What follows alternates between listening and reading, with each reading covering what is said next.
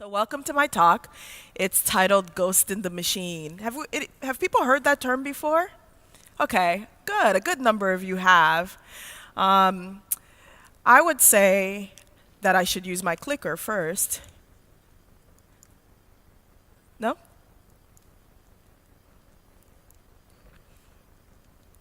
It works here, but not there. Screen is maximized. We're going to get rid of all the technical difficulties and then we're going to get rolling. Yeah. See, this is what happens when you test on your local and then like you go on production and it doesn't work. Oh, I think I have to hit resume. That's what it is. Okay, go, go, go, go. I got it. Okay, good, good, good. Sorry. Let's try it again. No, come back. It doesn't work at all. Come back. No. Shit. Don't panic. Don't panic.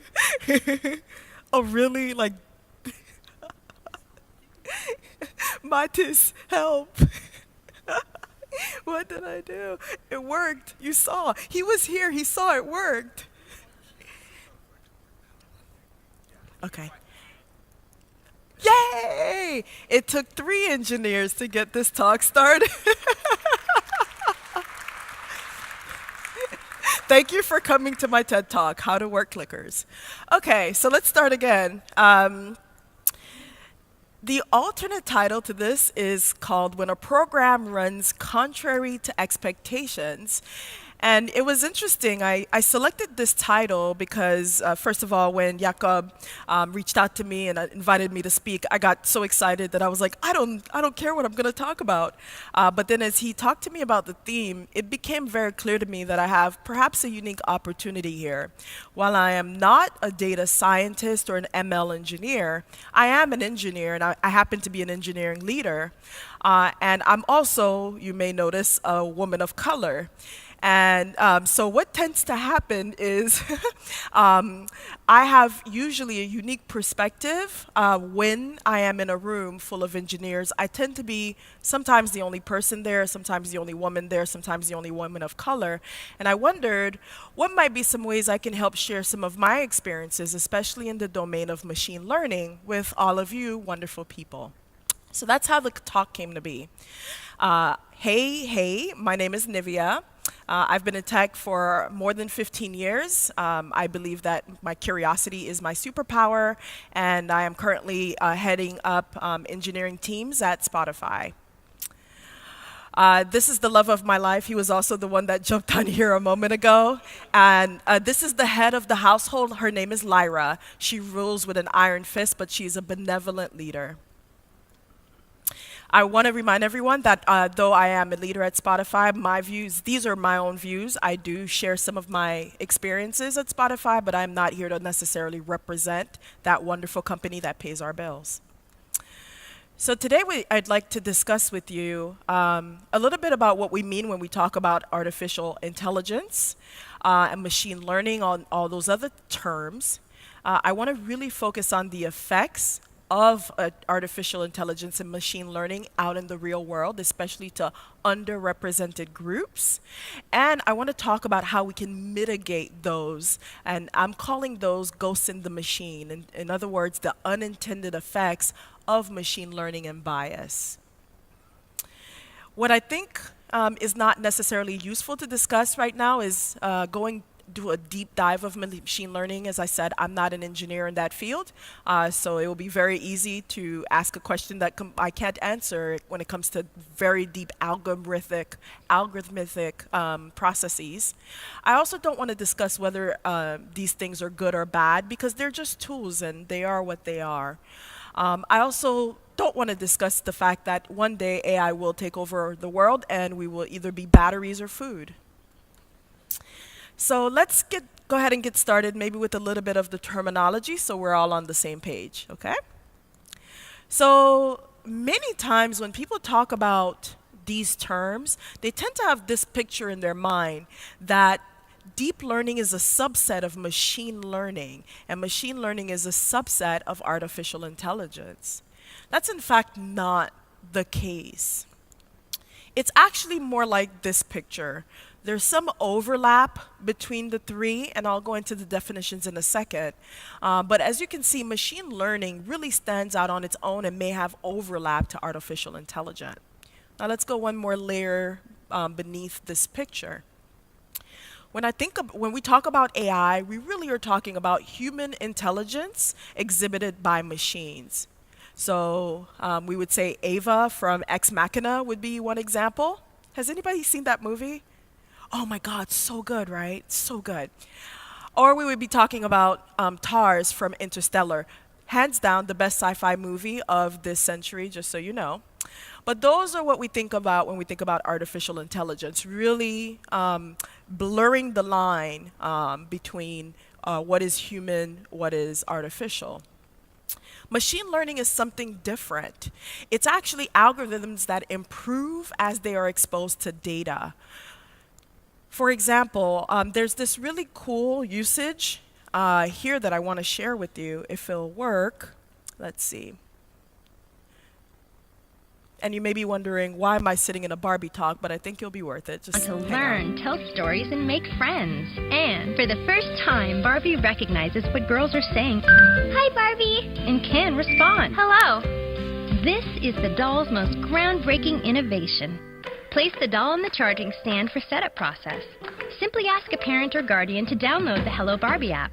Launch the app, and tap the Get Started button.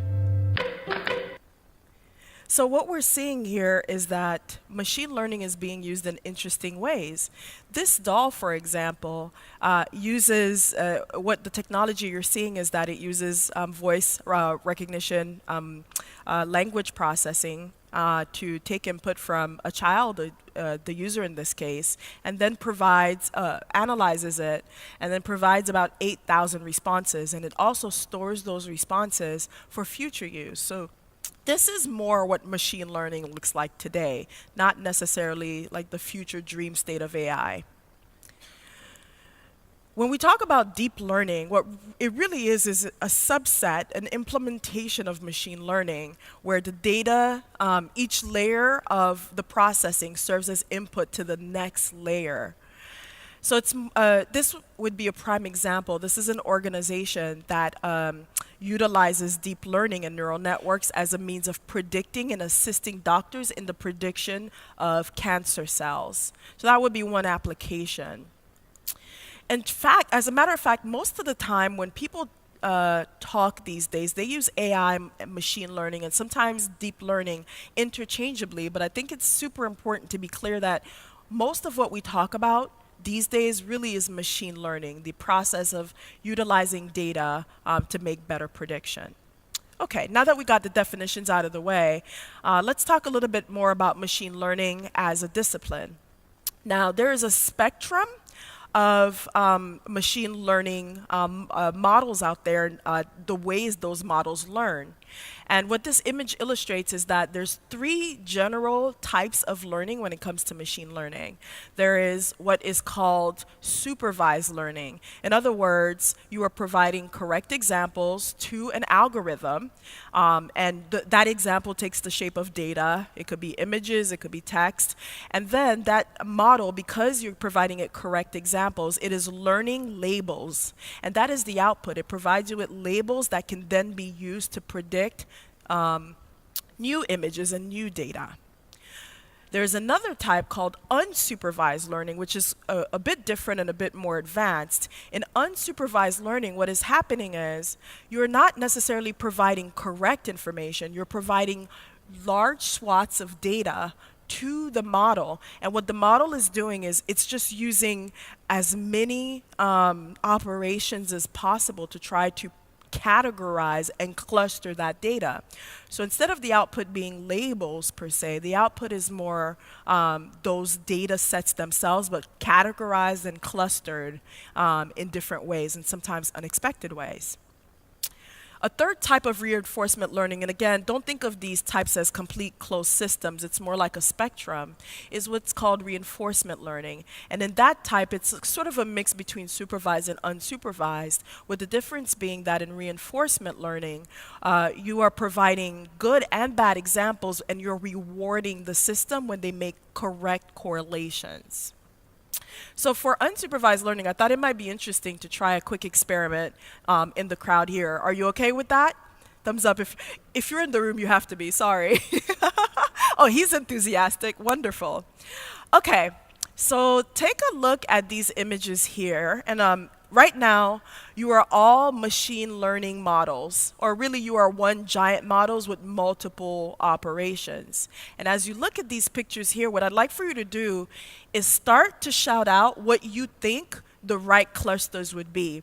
For example, you look at this and say, I'm going to give you a really light example because I don't want to bias you, but let's say it's a picture of people or a picture of this or that. But I'd like for you all to act as machine learning models, if you will, right now, and just tell me how this data can be categorized. What are the categories for this data?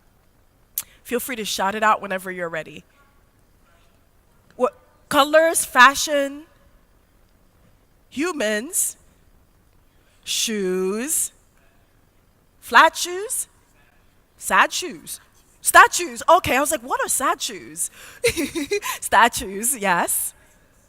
Dresses, celebrities, gold, movement. Oh, these are so good. One more before I move on to the gender. Those are really good. You're better models than what's out there in the field now. Yeah, so the answer is there are many categories that can come out of this data set. And what I want you to notice here is that although the data set was the same for all of you, you had multiple categories. And there are even more that we didn't even talk about. Designers, live models versus mannequins, informal versus formal wear, etc. And the key point I'm making with this little example is that, especially with unsupervised learning, it starts to become difficult to expect how the machine will categorize and cluster things, and it might do it in very unexpected ways. So keep that lesson in mind. And thank you for your participation. Please clap for yourselves. So the other thing I want to make sure I cover is the fact that algorithms themselves are as fallible as those who build them. And I want to give a quick example of that fallibility. This doesn't require sound, so it should be. So this is called a runway toolkit, and it's actually pretty cool. What it does is it's a toolkit that is out there that one can purchase, and usually it's used by art students and designers. And it uses machine learning to convert text, not convert, but utilizes it to create and render an image onto the screen. So I'm going to write something. Although I didn't test that, I could write something in that screen. So that should work. My cat rules my life. And this is what it returns. Is that cat butts, or? I have no idea what it's returning, but I think it's trying to return cats, but I don't know that it understands what I'm trying to do. And I would say this is another example of not being able to correctly or accurately predict what your models will output. And this can, I'm going to keep it safe now, but if you type in some interesting words, especially some metal rock songs, you will find very, very interesting images to go with it. Try it later on after some beers. So what I'm talking about here is the fact that there are effects to these machine learning models. Duh, you might say, but I want to specify what I mean by those effects. So to be very specific, what I'm talking about is I can't say that word, algorithmic bias occurs when a computer system reflects the implicit values of humans who are collecting, selecting, or using the data. In other words, these algorithms are our mirrors, and those mirrors reflect some of the wonderful things about us and some of the not so wonderful. So let's dive a little bit into the not wonderful part. So some of the effects of these biases, can be things as trivial as harmless error. So what? I typed in my cat rules my life, and it returned a bunch of cat butts. No real harm done. But some of them could damage some brand, a company's brand image. Some of it could create an opportunity for injustice. And what I mean by injustice is that someone's rights has been violated or denigrated. Others could be physical harm. In other words, the outcome could be a loss of mental health, physical health, limb, etc. All of those have real world effects that, traditional programs didn't necessarily have in the way that machine learning algorithms have today. So one example I have is this. So this happened, I think, late last year, where it was going around Twitter where a woman Googled unprofessional hairstyles for work, and the majority of those images were of people like me and people with hair like me. I have what they call funny hair. And when they Googled professional hairstyles, they saw images of beautiful straight hair. Now, I'm not judging which hair is better, but can you imagine being someone and Googling about what is professional, what is expected at work, and seeing people in your image seen as the ones who are not acceptable at work? That is an effect of both brand damage to Google and injustice to me as a person. I have another example here, and this one really broke my heart, but this is Nikon. And in their camera, they had a simple facial recognition algorithm where it thought that Asian people were blinking because of their facial and eye structure. Again, the idea here is not that somebody went and said Asian people this or black people that. The idea is that these algorithms have unintended effects, and those effects manifest themselves in the real world in really unexpected ways, sometimes funny, in this case not funny, in this case tragic.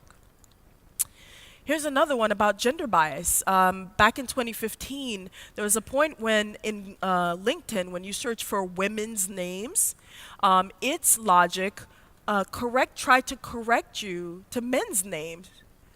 I mean, silly, small, but truly an injustice when you think about it. If you're a woman on LinkedIn, LinkedIn is very often used for business. This is not something that you're going to see and stand for. It is a form of injustice. There are graver forms of injustice that are out there that machine learning can perpetuate. So in this example, this happened in the United States. There was a company that has since lost business, but they used to work with municipal courts, and they used to provide a score for judges to utilize to determine whether or not a parolee, someone who's done a crime, is eligible for bond or not. In other words, they're eligible to pay to not spend time in jail, or if they're not eligible, their bond might be higher, or they may not even get a bond.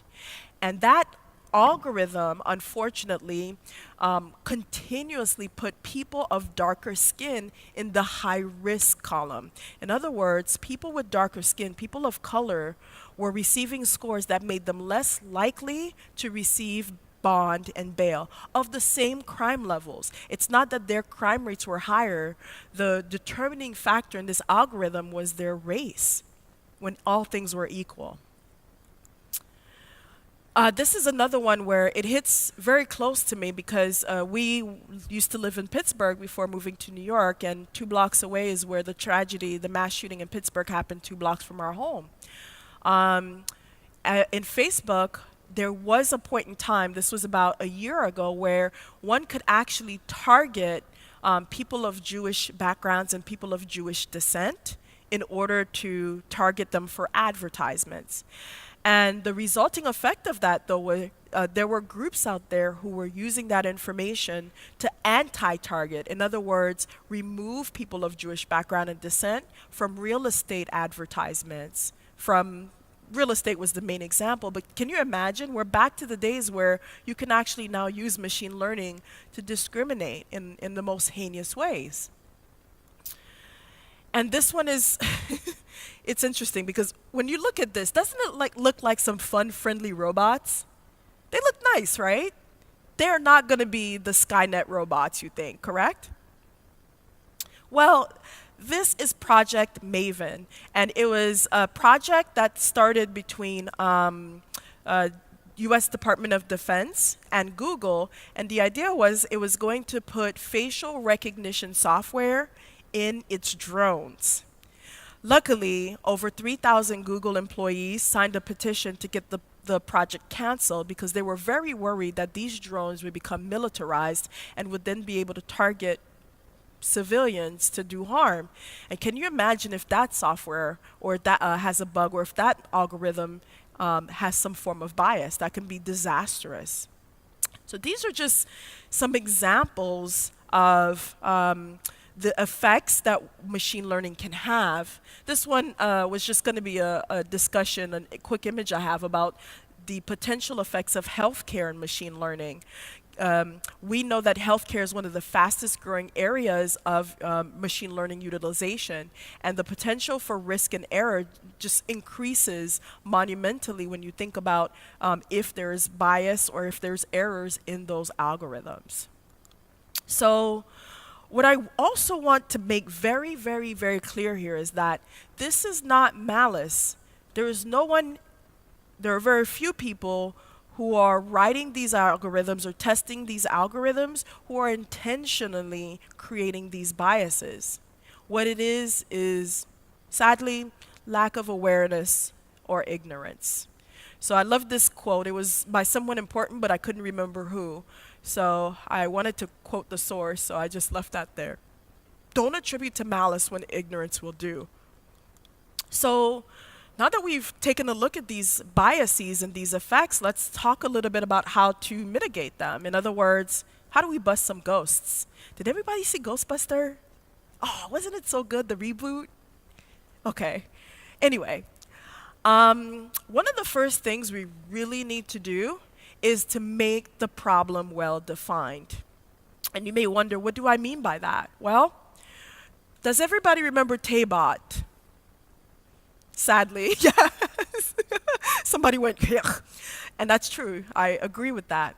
And what ended up happening, as you know, is Microsoft developed this bot, put it out on put it out on Twitter, and within 24 hours, it became the most racist, hateful thing humanity could ever encounter on Twitter, which is a big thing to say because Twitter is already hateful and racist. So it topped it off. And this is an example of making sure that you know your problem area and you keep those boundaries well, because what happened with Tabot is that as Microsoft was building this algorithm, while they had fairly reasonable data sets, they just could not anticipate putting something out with the amount of people and usage it will get on a platform of millions like Twitter. I don't know if you were giving me 2 minutes or if you had a question. Oh, sure.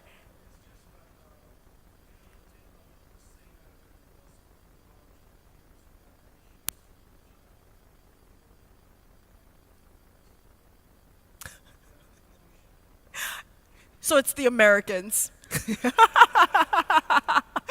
You're probably right. Americans, we have that. That's another TED Talk. But thank you for that insight. I fully believe it. If you want to see the worst of the US, go to Twitter. So some possible ways to mitigate the next Tabot are, first of all, simulating the outcome before you develop the model. So I'll give you a quick example of how I do this at work. Well, I don't do it because I'm not a engineer, but how we do it at Spotify. Um, Before we embark on the journey of creating a model, testing the models, validating them, etc., we try to do high fidelity simulations. In other words, I'll give you a quick live example. We are right now teaching our environment, if you will, the best time to present an ad to a user when they're, most likely to interact with the ad. Well, before embarking on this journey using machine learning, first we used simple programming to simulate that behavior so that we could understand the outcomes. And then once we built the model, we can then have a baseline to compare it to. Oftentimes that doesn't happen. I was talking to a really cool person named Halal, and he mentioned that it's kind of like calibration.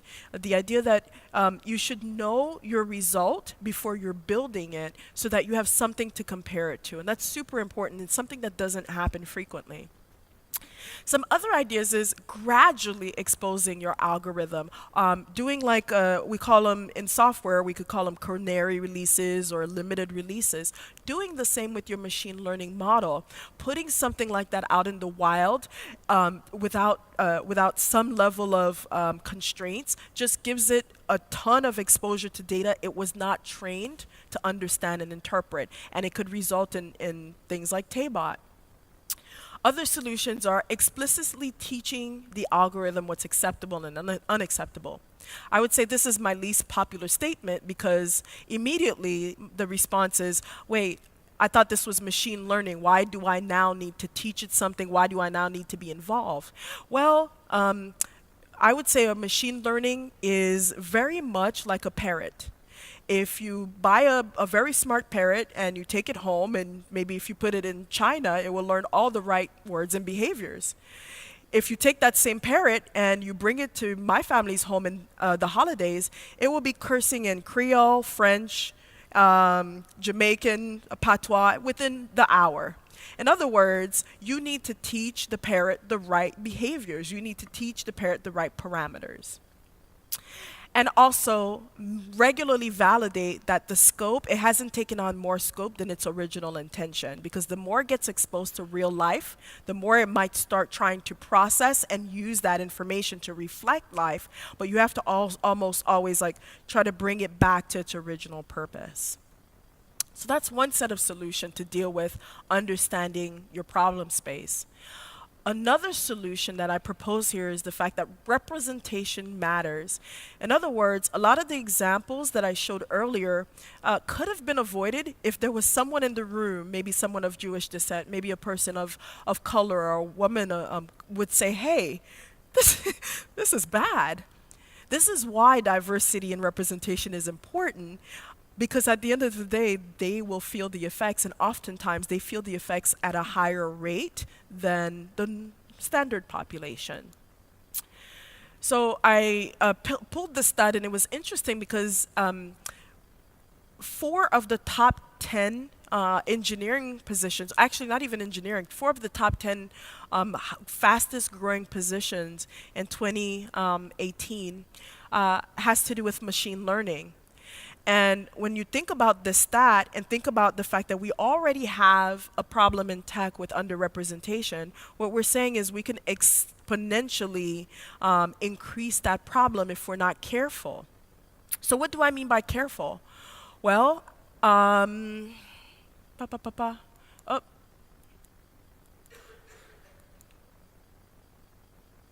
no, that's a previous slide. Okay, I got my slides messed up, so I'll just talk about it. So what I mean by that specifically is prioritize diversity hiring for roles in machine learning. Look for alternative sources when it comes to hiring. For example, in addition to your traditional colleges, universities, and big companies, look for small colleges, look for technical schools, look for code camps, go to meetups of people, for example, PyLadies is a great source of women who code and might have a population of machine learning engineers and other types of people who you can recruit from. Don't stick to your traditional sources of recruitment. Try to hire for diversity. And the other thing that you can do is expose your data scientists to the real world. So there's a program called AI for All, which is conducted by Stanford University. And what they do is it's a 3-week program, and they take up-and-coming university students from underrepresented groups, so women of color, women, people of underrepresented faiths, and they pair them up with machine learning engineers and data scientists out in the field today. And while the data scientists are teaching them about machine learning, in return, they are testing, they're providing input and data to those engineers on live projects they're working on. So it's a very mutually beneficial relationship and a great way to inject representation inside of your teams. I pulled this quote because I thought it was a really good one about why diversity is important. So I thought I'd include it here as well.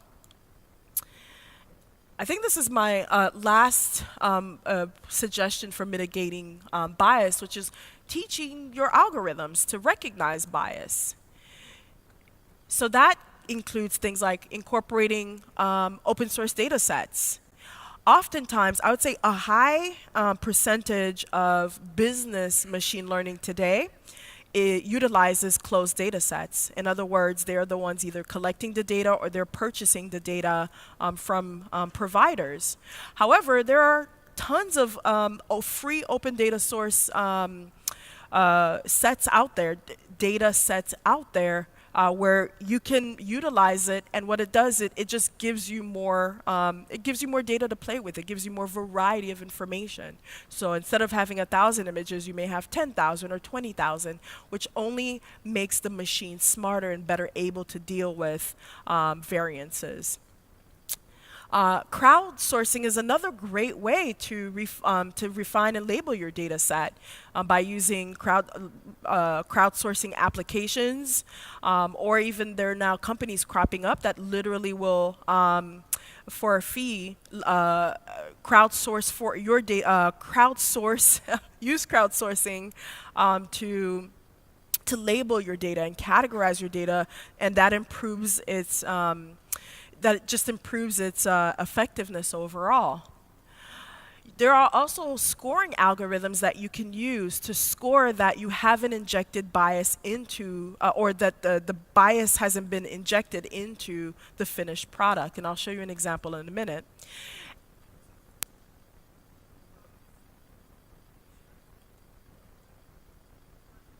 That's a great question. So going back to this definition really quickly.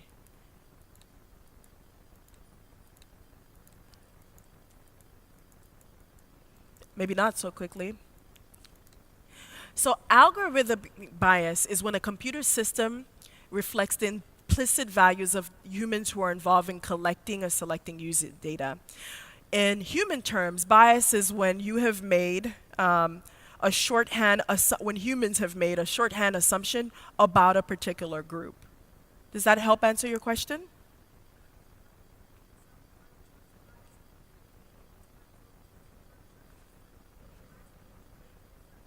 Totally. So in the United States, I don't know about other countries, that's a really good follow-up question. Bias refers to what we call an underrepresented group. What that means is it's a classification of people who have experience either injustice or harm throughout history. And so they are women, people of color, people of sexual orientation, what's the right word for sexual? So LGBTQ community, people with disabilities. So it is an explicit group in the US. I don't know if anyone else knows elsewhere if there's such a list. So when I talk about underrepresented group and when I talk about bias, I usually mean it that it affects those people more often than the general population. Is that more helpful? Okay. We'll talk after. Okay, getting back to where I was. So the last thing I would suggest is manually auditing your algorithms for bias using a checklist. And I'll show you an example in just a second. So these are two types of scores one can utilize. One of them is open source for scoring your algorithm. So real quick, I'll explain. The first one is from Google's ML Labs, which is a wonderful resource if anyone is looking for something to that effect. And they have an algorithm called PIN-AUC. And what it does is it has a calculation that you can utilize to then run through your algorithms, and it color flags when based on factors factors that are defined as bias. It can flag through color when your algorithm has come close to those parameters. So for example, if your algorithm utilizes gender and makes a high correlation with gender in jobs, this will flag it maybe as a red or a yellow. And this is based on what you tell it to flag. So for example, you would flag gender bias, and then it would look for within your algorithm, your finished algorithm that is, to see if that exists.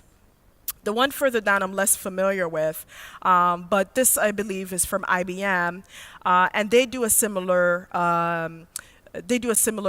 service where again you feed it what the bias parameters are, and then you feed it your tested algorithm, and again it does a comparison models and returns to you a set of reports about how likely your data and ultimately your models contain bias.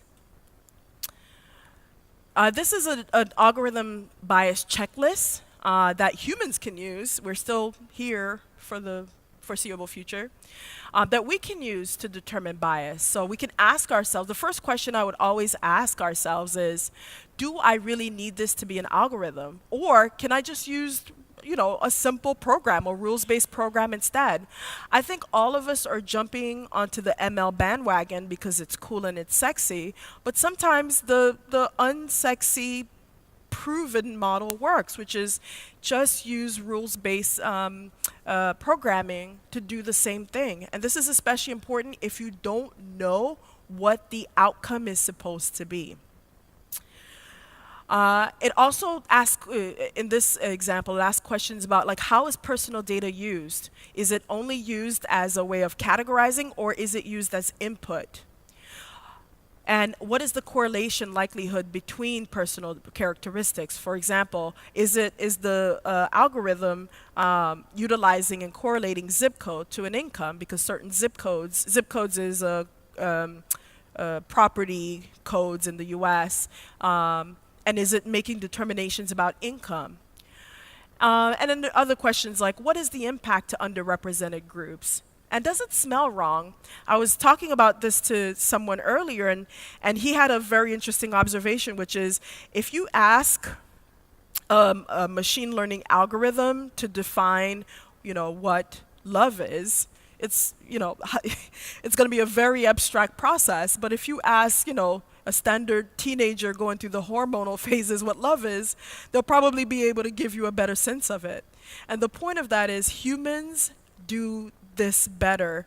What we're trying to do here is we're trying to have the machine act in many ways and sometimes substitute our own intuition. And that may be fine for generalities, but having a human at the end of the process to check that we didn't go too far always helps. So that's what I mean by smell wrong. So yeah, to wrap this up a little bit, make sure we're doing okay on time here, I want to summarize by saying this. I started with the heading, we are the ghosts in the machine, and it might have given you the impression that there's some creepy, nefarious, or the machines are becoming sentient. It's not true. We are the ghost in the machine. The machine, the models are a mirror, and they're a reflection of our terrible states sometimes. This is the start of a quote that I really enjoyed, which is, we have entered the age of automation overconfident yet underprepared. And to me, Whenever we go in somewhere overconfident and underprepared, there's gonna be bad effects. But the good news is we are also at salvation. As soon as we become aware, humans have a wonderful mechanism of pivoting. As soon as you become aware of a problem and you truly choose to fix it, we will fix it. We will find the answers. The first thing becomes whether we are aware of the issue to begin with. So the end of the quote says that if we fail to make ethical and inclusive artificial intelligence, we risk losing the gains we made in civil rights, gender equity, LGBT rights in the guise of machine neutrality. When we're really not looking for machine neutrality, we need to make sure that ultimately we don't lose our humanity through machine neutrality. So yeah, that's my I guess my hypothesis. That's my machine. I'm right on time. My hypothesis at the end of the day is this: yes, sometimes we humans can be giant trash fires, but we're also wonderful people, and we can reflect that in the things we build. So with that, I thank you for your time, and I will open it up to more questions if you have any.